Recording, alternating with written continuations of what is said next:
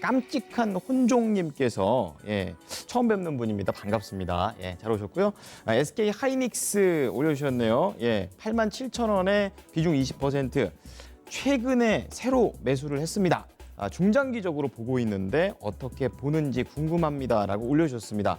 자, SK 하이닉스 오늘은 2.6% 상승 중에 있습니다. 지금 딱 9만 원에 9만 원까지 올라가 있는 모습이고요.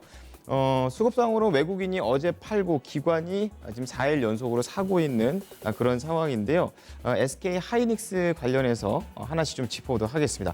자, 운용령님, 반도체 투탑 중에 하나 나왔네요. 어떻게 판단하십니까? 이제 삼성전자나 SK하이닉스나 어떻게 보면 시장에서 가장 탄력이 약했던 그런 종목군들인데, 이제 외국인들이 국내 증시로 들어오는 모습을 보여주고 프로그램이 역시 들어오는 흐름을 보여주면서 수급적인 부분이 좀 개선된 그런 모습을 보여준다 되죠. 그래서 실제로 이제 그저께 국내 증시가 2100과 2150이라는 라인대를 돌파하는 주역이 삼성전자와 하이닉스다라고 해도 과언이 아닌데, 우선 삼성전자나 하이닉스나 둘 다 매물대를 돌파를 했다는 부분이 있습니다. 다만 업황 자체가 아직까지는 개선되지 못하고 있다라고 봐야 되는데, 특히나 최근 들어서의 디램 가격이 여전히 이제 약세 흐름을 이어간다는 부분이 있다 보니까 시장에서는 이제 하반기부터 굉장히 좋아질 거다. 사실 이 부분이 하반기가 아니라 올해 2분기부터 좋아진다라고 전망했었는데, 이게 점점 좀 늦어진다 정도라는 부분이 있습니다. 그래서 실제로 지금은 삼성전자나 하이닉스가 어느 정도 추가적으로 이제 삼성전자 거의 다 나왔다고 보고 있는데, 하이닉스는 이제 한 번 정도는 추가적인 상승을 더 뽑아주고 그리고 나서 조정을 받을 수 있다 정도 보이기 때문에 업황 개선은 좀 더 확인을 하고 움직여야 될 것 같고, 그래서 중장기적인 관점에서는 아직까지는 하이닉스에 대해서 긍정적이다라고는 말을 못할 것 같은데, 단기적인 부분에서는 상승폭이 약 93,000원 전후까지 열린다 이렇게 보고 있습니다.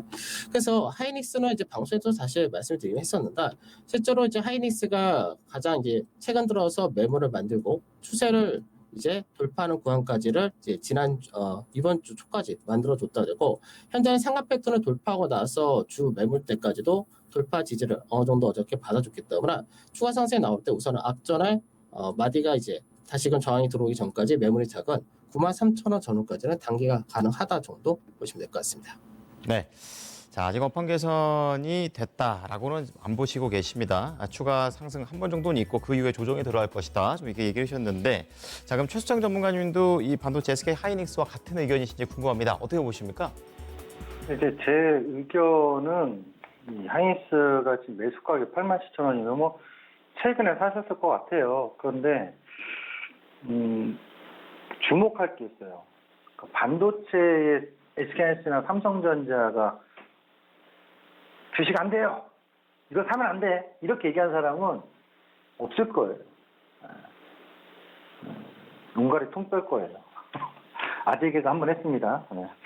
근데 SK하이닉스 제가 이제 주목해야 될 포인트가 뭐라고 말씀드렸냐면, 이번에 코로나로 인해서의 영향이 얼마나 있을 거냐 하나하고, 하반기에 이제 가면 갈수록 가격 상승 요인이 얼마나 있을 거냐인데, 이번에 수출 품목을 꼼꼼히 따져볼 필요성이 있어요. 우선은 이번에 5월 달에 수출 품목이 공개가 되면서 6월 첫날, 6월 초부터 강하게 올라간 게 반도체거든요.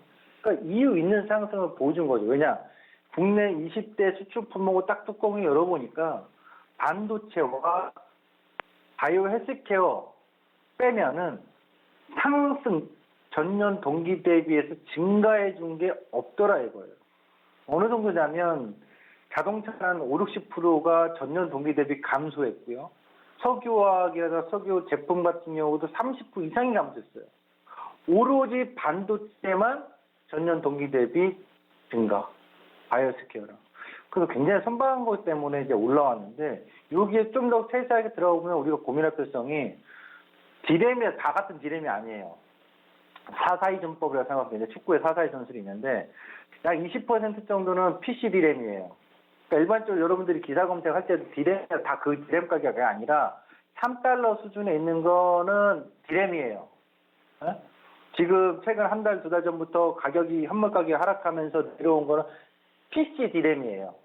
PC 디램은 과거에 스마트폰이 나오기 이전에 90년대 후반 2000년대나 영향력이 컸던 거고요. 지금은 모바일 디램, 소위 말하면 스마트폰, 태블릿 PC, 그리고 서버 디램.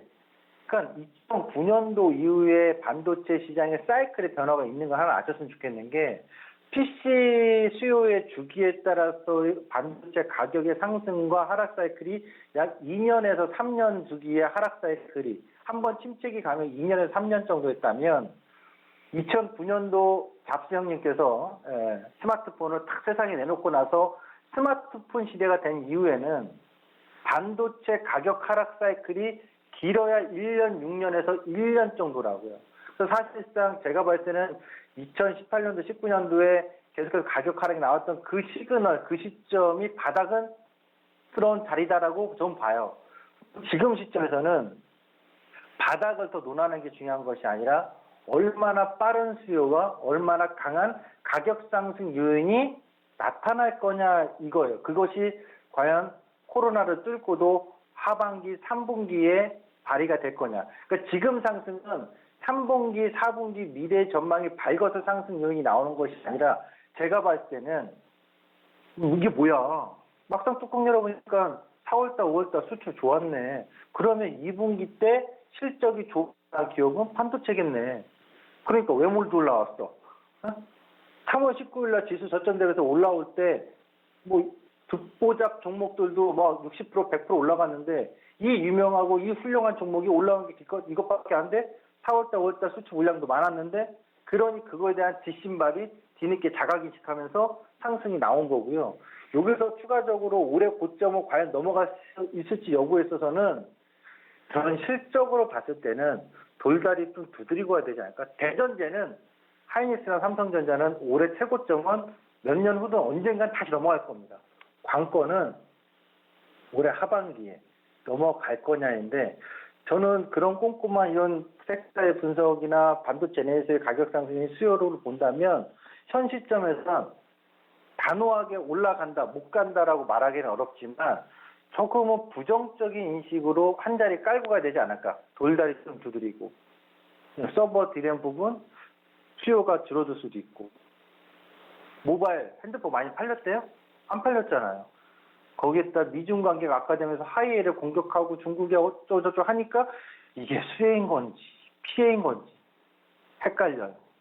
그래서 저는 지금 시점에서의 가격 상승 요인이 랠리로서 3분기 하반기 전망이 밝기 때문에 올라가는 거라고는 의견을 제시하지 못하겠어요. 지금은 2분기 4, 5월 달에 수출 물량이 좋았기 때문에 그것을 자각인식하면서 시장이 반영해 주는 거고 진짜 저 정고점을 돌파하려고 한다면 3분기 전망이 나와야 되는데 전 불투명하니까 지금 87,000원에서 대응하신 거는 뭐 5년, 10년 봐요. 그러면 제가 할 말은 없습니다만 올 하반기까지 전략으로 본다면 수익 났을 때 챙겨놓고 다시 한번 눌릴 때 대응하는 매매 대응의 스킬 대응을 좀 활용하신 게 좋지 않겠느냐. 전망 자체는 저는 한번 돌다리 필성이 있다 이렇게 말씀드리겠습니다. 네, 이제 이번 상승에 대한 원인을 좀 분석을 해주셨고요. 그리고 앞으로에 대한 부분은 조금 신중하게 좀 가야겠다. 그러니까 수익 났을 때 챙기고 다시 재도전하는 그런 전략으로 테크닉적인 접근을 해보자고 얘기하셨는데요. 운용료님께서는 추가적인 의견 있으십니까? 지금 실차 전문가도 얘기한 부분이 결국은 이제 여기서 추가적으로 더 강하게 갈 거냐 이 부분은 결국 확인을 하자 이런 부분인 건데 이제 그 아까 이제 실차 전문가가 얘기했었던 이제 5월달 수출 품목에서 수출 증가 이 부분이 반도체가 상당히 좋았다. 근데 기저 효과라는 것도 있죠. 그러니까 실제로 작년 같은 경우가 반도체가 약간 수출 자체가 2분기에 좀 약 1월달 2분기 들어갈 때 좀 약세를 떴던 그런 부분이 있었기 때문에 그래서 사실 이제 반도체가 작년에 이제 하반기부터 움직이기 전에 상반기까지는 그 수출 부분이 작아졌다 이런 부분인데 이게 원래 수출이라든지 이런 경제 지표를 볼 때는 기저 효과라는 부분을 꼭 체크를 하셔야 되는데 가장 이제 시장에서 반도체가 수출이 엄청 잘 되고 있을 때가 2018년도 상반기까지가 굉장히 좋았었고요. 그 2019년도 상반기에 또 안 좋았었고 그 다음에 이번 같은 경우는 전년 대비보단 개선이 되었다. 그래서 지금 현재는 단기적으로는 나쁘게 볼 필요는 없지만 시장에서 더 끄고 길게 간다라는 관점에서는 역시 실적을 확인해야 되고 최소한 반도체 같은 경우 특히 하이닉스는 D램이 중심이기 때문에 D램 가격이 반등 나온지까지는 확인을 하고 중장기를 생각하신 것이 좋을 것 같습니다. 네. 자, 지금 SK 하이닉스를 가지고 두 분의 의견을 계속해서 듣고 있습니다. 지금 결국에는 중간 채팅을 가지고 읽고 있었는데 역시 이건 재미삼아 좀 말씀드리자면 곽칠영님께서 우리 막내가 지금 방금 학교에서 왔는데 강제현 운용력을 알아봅니다. 예. 깡쌤이다! 이렇게 얘기를 했다고 하는데 아침 시간대마다 항상 우리 시청자님께서 깡쌤 클럽 이거 항상 보시다 보니까 막내 아들마저도 알고 있다 뭐 이런 얘기를 하고 있습니다. 애들도 다 알아요. 이거 좀 얘기 좀 해주세요. 이렇게 하길래 말씀을 좀 잠깐 드리겠습니다.